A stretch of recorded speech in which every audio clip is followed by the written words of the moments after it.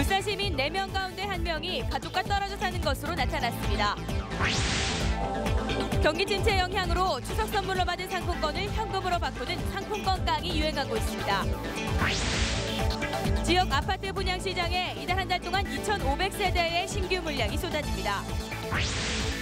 울산 지역 교원과 교육행정직 공무원 34명이 지난해부터 올해 6월까지 금품수수와 성추행 등으로 각종 징계를 받은 것으로 나타났습니다.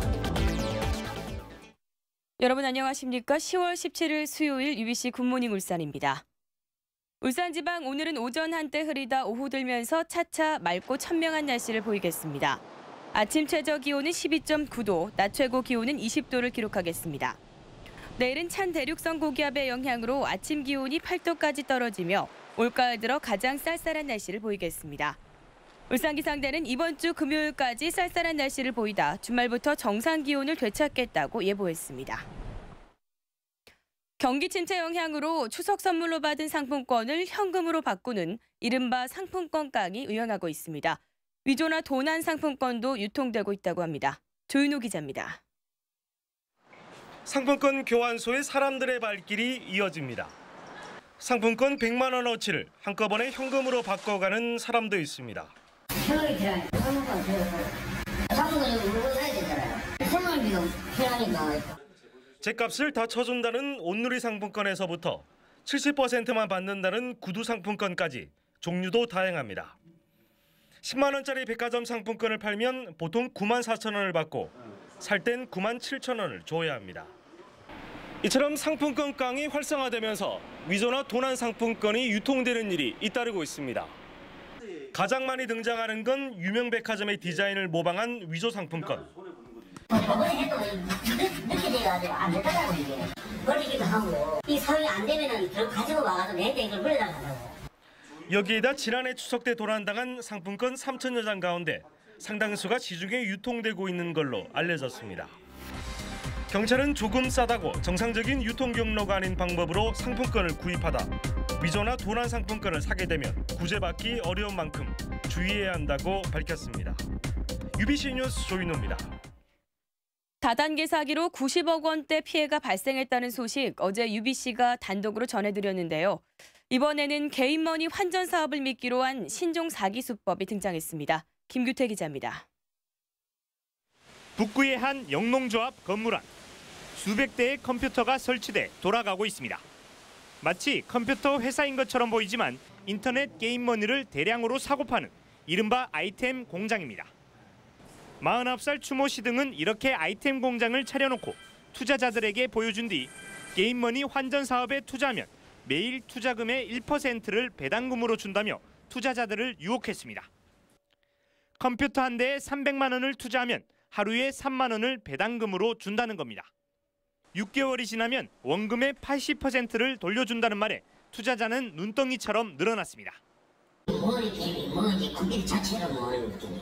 컴퓨터에 머니 안 하니 동전대 하니까 이거 보면 잘 나왔고. 하지만 투자자들에게는 게임머니 환전 사업이 아니라 투자자의 돈, 이른바 돌려막기를 통해 배당금을 지급했습니다. 하루에 환전을 하면 한 3만 원을 벌 수 있다고 주장하지만도 실제 우리 수사를 해보니까 일일에 몇십 원도 벌 수가 없는 그런 시스템이었고. 이렇게 피해를 본 투자자만 무려 293명, 피해 금액은 60억 원에 이릅니다. 경찰은 업체 대표를 사기 혐의로 구속하고 다단계 방식으로 투자자를 모집한 강모 씨 등 10명을 불구속 입건했습니다. UBC 뉴스 김규태입니다. 울주군은 폐기물 재활용업체가 배출한 침출수에서 페놀이 검출된 인근 마을 지하수 수지를 다시 검사한 결과 아무런 물질이 검출되지 않았다고 밝혔습니다. 2차 수질 검사 결과에서는 셀레늄과 페놀이 검출되지 않았습니다. 한편 울주군은 페놀 성분이 함유된 폐주물살을 방치한 이 업체를 폐기물관리법 위반 혐의로 울산지검에 고발했습니다. 울산 시민 4분의 1가량이 미혼자녀나 배우자와 떨어져 살고 있는 것으로 나타났습니다. 주로 직장이나 학업 때문이었습니다. 이정환 기자가 보도합니다. 울산시 소비자센터에서 근무하는 윤재현 씨. 부산에서 직장 생활을 하는 부인과 6년째 주말 부부로 지냅니다. 와이프 직장이 부산이라서 그 와이프와 딸은 부산에서 생활하고요. 저는 6년째 주말 부부로 울산에서 지내고 있습니다. 울산시의회 김미경 서기관은 지난해 아들이 대학 진학을 위해 수도권으로 가면서 떨어져 살고 있습니다. 울산의 사회지표 조사 결과 성인 남녀의 4분의 1에 가까운 23.7%가 배우자나 미혼 자녀가 다른 지역에 살고 있다고 응답해 떨어져 사는 가족의 비율이 전국 평균보다 6.8%포인트나 더 높았습니다. 배우자가 떨어져 사는 이유로는 82%가 배우자의 직장 때문이라고 응답했으며 자녀가 떨어져 사는 이유는 42%가 학업, 40%는 자녀의 직장 때문이라고 응답했습니다.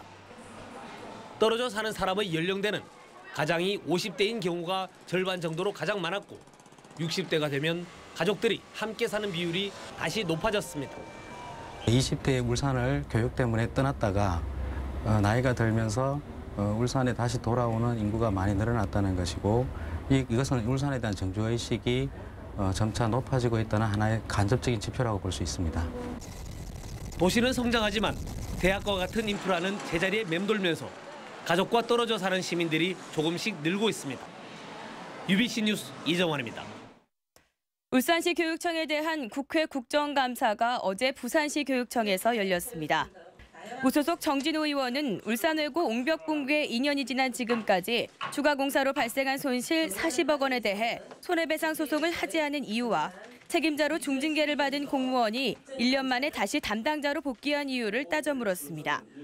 새누리당 이에리사 의원은 울산 지역 학교들의 생활기록부 부당 정정 건수가 73건이라며 재발 방지를 요구했고 다른 의원들은 학교폭력 예방과 교권 확립 대책을 강조했습니다.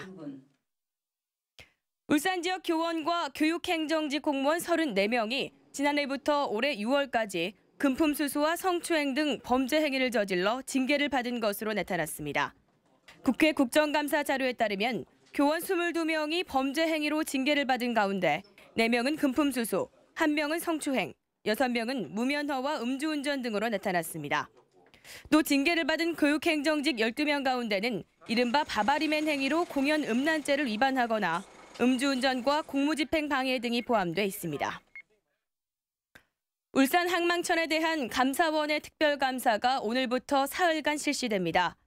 이번 감사는 민자부두인 울산신항 태영 GLS 부두가 국가귀속부두에서 비귀속부두로 승인받는 과정에 문제가 없었는지 여부를 집중 조사하게 됩니다. 항만천 관계자는 행정처리 과정에 대한 감사라며 항운노조와 태영 GLS 간의 노무 공급권 갈등과는 상관이 없다고 밝혔습니다. 체전 마지막 날인 오늘도 울산 선수단이 메달 사냥에 나섭니다. 울산 선수단은 오늘 수영과 레슬링, 여고부 축구 등에서 금메달 4개를 추가할 것으로 기대하고 있습니다. 울산 선수단은 현재 금메달 48개, 은메달 33개, 동메달 44개를 획득하며 역대 최고 성적을 올리고 있습니다. 한동안 뜸했던 지역 아파트 분양 시장에 앞으로 한 달 동안 2,500세대의 물량이 쏟아집니다. 서영만 기자가 보도합니다. 얼마 전까지 3억 1천만 원대에 거래되던 남구 무거동의 84제곱미터 규모의 아파트입니다. 가을 이사철을 맞았지만 거래가는 되레 1,000만 원 정도 내렸습니다. 반면에 전세는 2억까지 올랐으나 좀처럼 매물이 나오지 않고 있습니다. 매매가 약세에도 울산 지역 전세가는 계속 올라서 지난달 현재 매매가 대비 전세가 비율은 지난해 상반기 이후 최고치인 72%를 넘었습니다. 계속 전세로 살면서 매매가 추가 하락이나 신규 분양을 기다리는 대기 수요가 늘고 있는 겁니다. 원래 분양 물량이 한 40세대 정도로 너무 많았고 앞으로 나오는 물량도 거의 다 그렇게 살이라고 생각을 하고 그때까지는 버티겠다 하는 작전으로 전세를 살고 있는 것 같습니다. 이에 분양 시기를 저울질하던 건설업계가 이달에만 2,500세대를 분양합니다. 우정혁신지구의 호반 베르딤을 시작으로 방구동의 이 편한 세상, 강동 블루마시티 2차 프로지오, 그리고 청량면 윤리보금자리 등이 잇따라 공급됩니다. 특히 윤리보금자리 주택은 도시공사가 첫 선을 보인 국민주택 규모 이하 공공분양이어서 청약 통장이 없는 무주택자들의 관심이 높습니다. 여기에다 3천여 세대에 달하는 지역 미분양 아파트에 대해서도 취득세와 양도세 감면 혜택이 주어지기 시작해 어느 때보다 선택의 폭은 다양해지고 있습니다. UBC 뉴스 서익만입니다. 지난해 하반기부터 전국의 가계대출이 감소세를 보이고 있지만 울산은 오히려 늘어나 12조 원에 육박하고 있습니다. 한국은행 울산본부에 따르면 지난 6월 말 현재 지역 금융기관 가계대출 잔액은 5년 전에 비해 41.6%가 늘어난 11조 8천억 원으로 나타났습니다. 한국은행 관계자는 1인당 가계대출은 1,060만 원으로 전국 평균보다 200여만 원이 낮지만 아파트 분양이 늘면서 주택담보대출 비중이 크게 늘고 있다고 밝혔습니다. 다음은 경제계 소식 알아보는 경제 이모저모입니다. 2012년 울산 채용박람회가 오늘 중구 남해동 동천체육관에서 열립니다. 오늘 박람회에는 지역 우수 중소기업과 벤처기업 200곳이 참가해 현장 면접을 실시하는 등 구인 활동에 나설 예정입니다. 현대자동차가 세종공업 등 5개 협력사 등이 참석한 가운데 대중소기업 상생에너지 동행사업 보고회를 가졌습니다. 이번 보고회에서는 앞으로 다른 협력사와도 에너지 절감 노하우를 공유할 수 있도록 에너지 기술 교류회도 운영하기로 했습니다. 현대중공업이 사우디아라비아 전력공사로부터 32억 달러 규모의 화력발전소 공사를 단독 수주해 현지에서 계약식을 가졌습니다. 사우디 홍해연안에 들어설 이 발전소는 총 발전 용량 2,640메가와트의 초대형 규모로 현기 방식으로 제작해 오는 2017년 발주처에 인도할 계획입니다. 울산상공회의소는 지역 기업 근로자의 직무 역량 강화를 위한 하반기 재직자 교육과정 수강생을 모집합니다. 오는 22일부터 4일간 진행되는 이 교육은 리더십 함상과 경영 실무 등 4개 과정으로 모레까지 신청을 접수받습니다.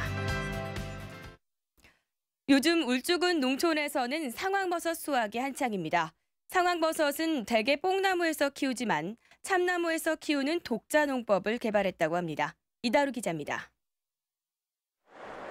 울주군 범서읍의 상황버섯 집단 재배단지. 무려 2만 개에 이르는 종균 배양용 참나무에 매달린 노란색 상황버섯이 장관을 이룹니다. 참나무 밑둥에 매달린 버섯을 수확하는 아낙네들의 손길이 분주합니다. 해마다 7월과 10월 두 차례 수확하는 상황버섯은 온도와 습도, 환기 등 3박자를 맞추는 것이 관건입니다. 상황은 고온성이기 때문에 적정 온도가 27도에서 한 약 33도 정도. 그걸 맞춰주고 환기하고 이 물을 잘 맞춰줘야만 이 자기 온도가 잘 큽니다. 올해 수확하는 상황버섯은 무려 10톤, 30억 원 상당에 이릅니다. 상황버섯은 우리 몸의 면역력을 크게 향상시켜 질병의 침입으로부터 방어 능력을 키워주고 항암 효과가 뛰어난 식품으로 정평이 나 있습니다. 하지만 처음부터 성공한 건 아닙니다. 몇 차례 시행착오를 겪은 끝에 종균 배양용 나무를 뽕나무에서 참나무로 바꾸고 600m 아래 지하수를 사용하는 등 독자적인 농법을 개발한 것입니다. 상황목을 배양한 걸 갖다 했는데 실패가 많았어요. 우리 자체에서 상황목을 배양해서 99%가 성공률이 돼갖고 대량 생산이 되고 10년에 걸친 독자 농법 개발로 울주군의 상황버섯은 새로운 농가 소득원으로 자리 잡고 있습니다. UBC 뉴스 이다루입니다. 지역사회 반대에도 불구하고 국토해양부가 대한항공의 항공기 운항 간편 계획을 승인했습니다. 이에 따라 대한항공은 현재 하루 12편씩 운항하고 있는 울산 김포 노선을 오는 28일부터 내년 3월 20일까지 5개월 동안 평일엔 하루 2편, 주말엔 하루 1편씩 줄여 운항합니다. 대한항공 측은 내년 3월 이후 운항 계획은 확정된 게 없다고 밝혀 간편 운항이 계속될 가능성이 높은 것으로 보입니다. 관공서를 대상으로 억대 로비를 했다는 민주통합당 홍영표 의원의 주장에 대해 기프로 측은 전혀 사실무근이며 법적 대응을 검토하고 있다고 밝혔습니다. 카프로 관계자는 홍 의원이 내부 문건이라고 공개한 자료는 본 적도 없는 것이라며 누가 허위 사실을 유포했는지 법적 대응을 검토 중이라고 밝혔습니다. 수요 열린예술무대 뒤란이 오늘 저녁 7시 30분 문예회관 야외공연장에서 열립니다. JK 김동욱의 사회로 열리는 오늘 공연에서는 G.O.D 출신 가수 손호영이 나를 좀 봐봐라는 신곡과 G.O.D 메들리를 들려줄 예정입니다. 또 남성 3인조 애쉬그레이와 가을방학이 출연해 가을밤에 어울리는 멜로디를 선사합니다. 프로축구 울산현대가 오늘 저녁 문수구장에서 전북현대와 홈경기를 갖습니다. 최근 3위에서 5위로 추락한 울산은 이근호 등 4명이 국가대표로 차출되는 등 전력이 크게 약화된 상황이지만 K리그에서도 ACL의 상승세를 이어간다는 전략입니다. 한편 울산은 전북전을 마치는 대로 오는 24일 우즈베키스탄 부뇨드코르와의 ACL 4강 1차전을 위해 오는 19일 출국합니다. 이상으로 UBC 굿모닝 울산을 마칩니다. 고맙습니다.